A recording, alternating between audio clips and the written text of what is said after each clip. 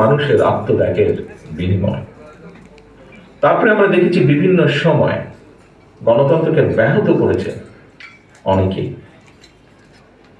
একদলীয় বাকশাল বলি, বিভিন্নভাবে বলি না কেন, বিভিন্ন সময়ে গণতন্ত্রকে ব্যাহত করা হয়েছে। বিগত 15 বছরের ঘটনায় আমি নাই বা গেলাম।